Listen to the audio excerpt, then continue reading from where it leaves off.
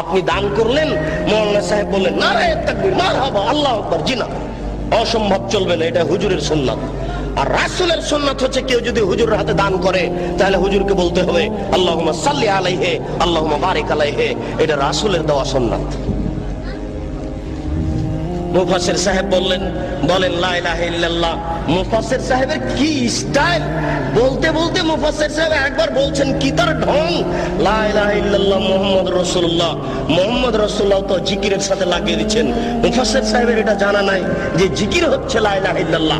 আল্লাহ রাসূল বলেছেন আফজালু যিকরি লা ইলাহা ইল্লাল্লাহ ওয়া আফজালু দুআ আলহামদুলিল্লাহ, সবচেয়ে উত্তম জিকির হচ্ছে লা ইলাহা ইল্লাল্লাহ। এই পর্যন্ত শেষ। না, আমি বুঝাতে পারছি না, আমি মনে হয় আপনাদের বুঝাতে পারছি না। আমি স্পষ্ট নই, আমি কিন্তু চাঁপাই নবাবগঞ্জের মানুষ।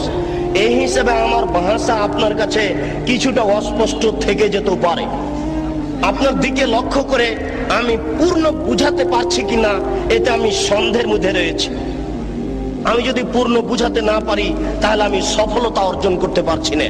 আমি বলছি লা ইলাহা ইল্লাল্লাহ মুহাম্মাদুর রাসূলুল্লাহ জিকিরে চলবে না, এটা প্রথম অন্যায়। দ্বিতীয় অন্যায়, তিনি জোরে বললেন কেন? তিনি জোরে বলতে বললেন কেন?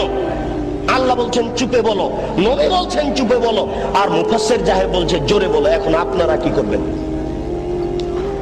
দেখি? বংশালের বুদ্ধিমান মানুষ, সচেতন মানুষ, অর্থশীল মানুষ কি বলেন?